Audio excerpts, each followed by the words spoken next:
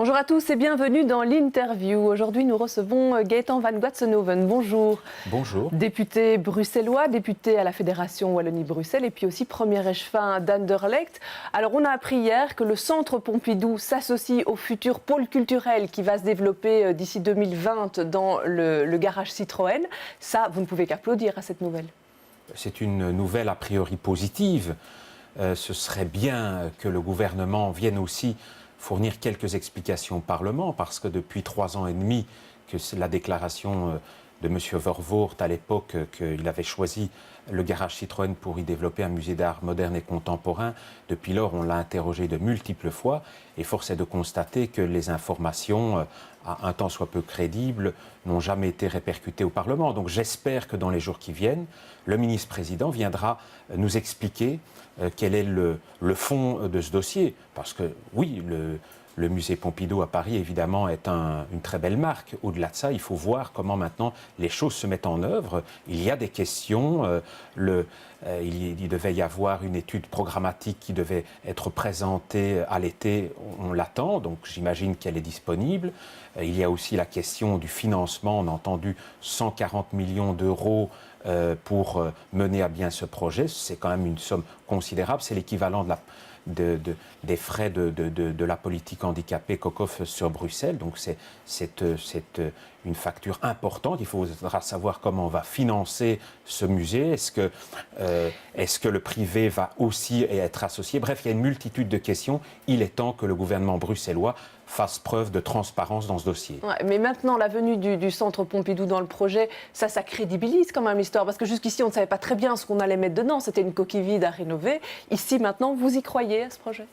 En tout cas, oui, ça crédibilise. Il faut voir maintenant ce qu'il y a dans le grand accord qui a été signé, parce que voilà, ça reste relativement flou. Est-ce que le musée va prêter des œuvres? Est-ce qu'il va accompagner? Comment? Les deux, hein, normalement, voilà, oui, les deux.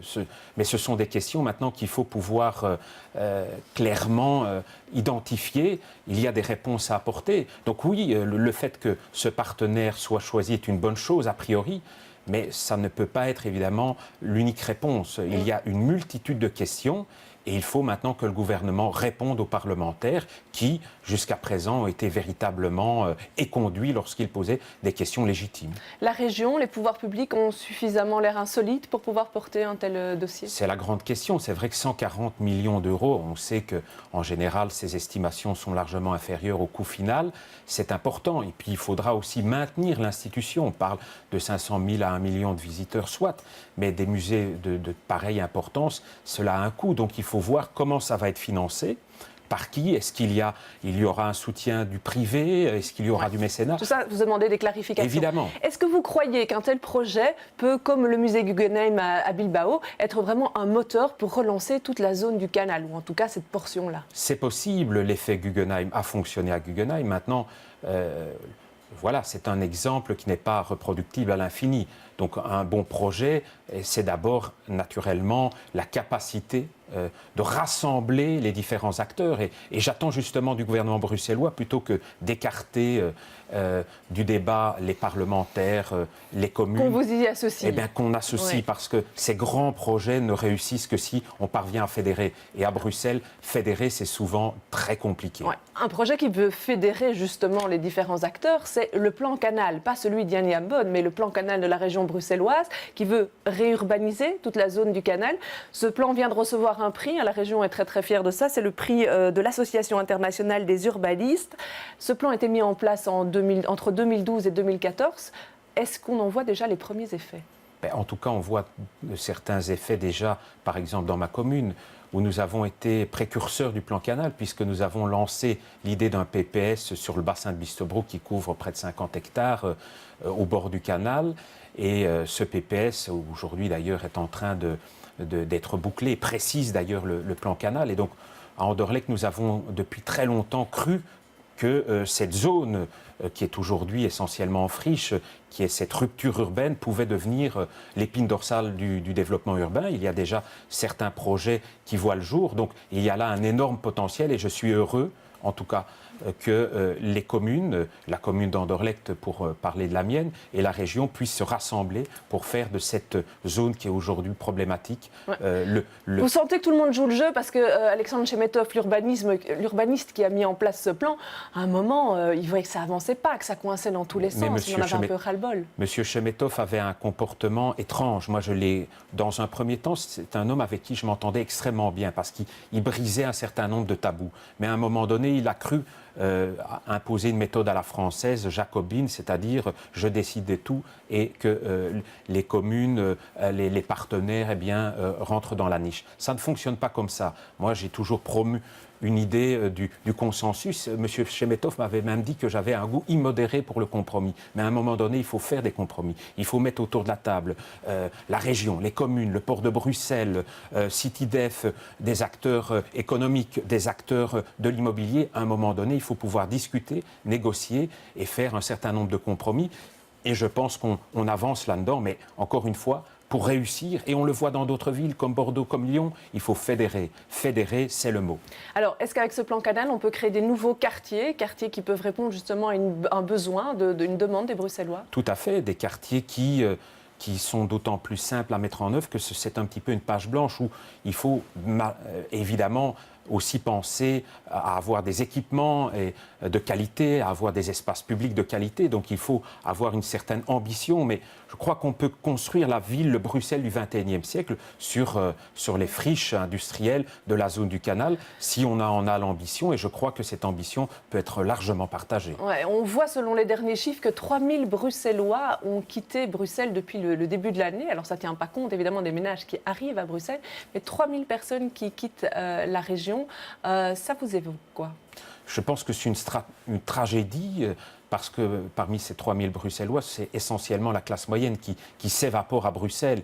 Et là, on voit qu'il y a un état d'urgence à mener au départ du gouvernement bruxellois pour faire en sorte de fixer la classe moyenne.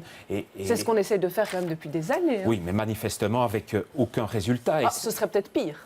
Ce serait peut-être pire, je ne sais pas si ça peut être pire, parce que manifestement, la disparition de la classe moyenne s'accélère, le cercle vicieux est devenu un vortex, et donc il y a des quartiers où le problème devient véritablement extrêmement aigu. Donc ce sont aussi les ménages contributifs, c'est eux qui participent au financement des politiques. Donc il faut les fixer si nous voulons avoir un vrai projet urbain. Donc il n'y a pas le choix, il y a là la nécessité de mobiliser toutes les forces actives pour faire du maintien et du retour de la classe moyenne dans les 19 communes, une priorité absolue de l'ensemble des pouvoirs publics bruxellois.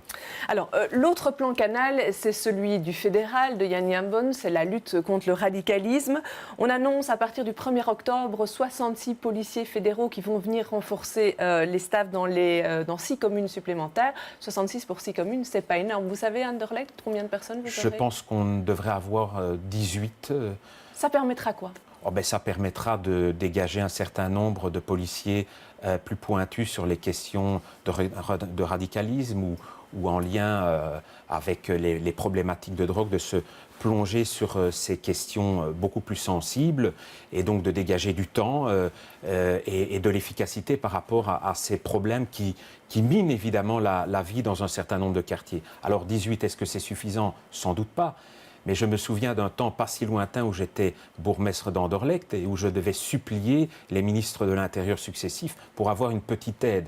Donc voilà, ici... Là, vous avez une petite aide. Voilà, ici, il y a une aide un peu plus large, un peu plus durable, parce que ce qui est important aussi, c'est de la faire durer dans le temps. Oui, le problème, c'est qu'on a vu souvent que les policiers arrivent et puis ils repartent parce qu'ils demandent leur mutation. Donc chaque fois, on perd du temps en formation. C'est pas très efficace.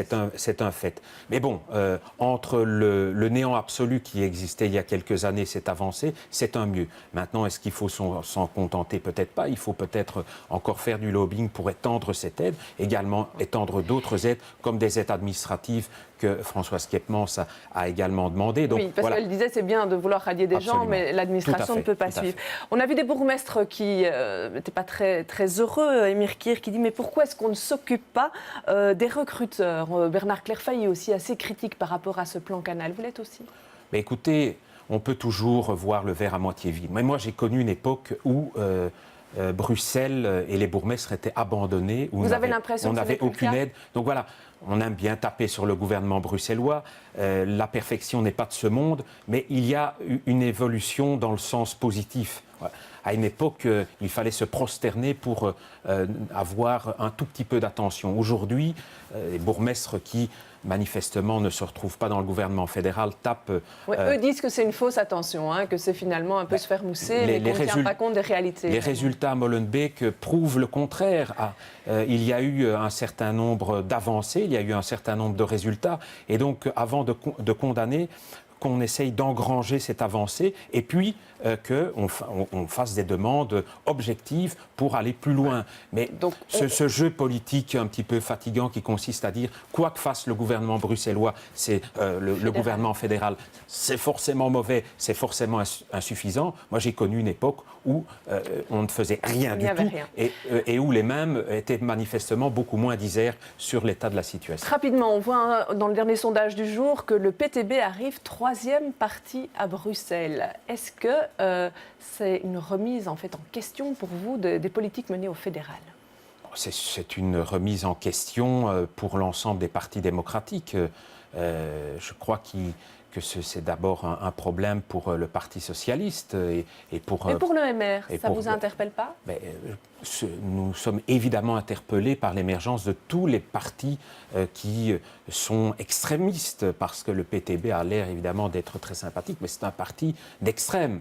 Et donc tant l'extrême droite que l'extrême de gauche nous interpellent. Et toutes les démocraties en Europe et même de par le monde sont aujourd'hui en quelque sorte remises en question par le populisme. Donc oui, on se pose des questions, mais je ne pense pas que ce soit un problème lié exclusivement au gouvernement fédéral. L'ensemble des gouvernements de ce pays et des démocraties occidentales sont aujourd'hui bousculées par la démagogie qui consiste à dire le monde est binaire, il y a des solutions simples à apporter à des questions complexes. Et là, je crois que les démocrates et les gens qui travaillent sur les dossiers de fond doivent justement expliquer ce qu'ils font et avoir une démarche à la fois ouverte d'optimisme, de volontarisme, sachant que c'est naturellement un chemin plus compliqué que celui de la démagogie. Alors, vous êtes devenu très récemment député à la Fédération Wallonie-Bruxelles. Vous y remplacez Vincent De Wolf. Pourquoi ce changement ? Vincent De Wolf souhaitait se concentrer sur ses activités de chef de groupe à la région.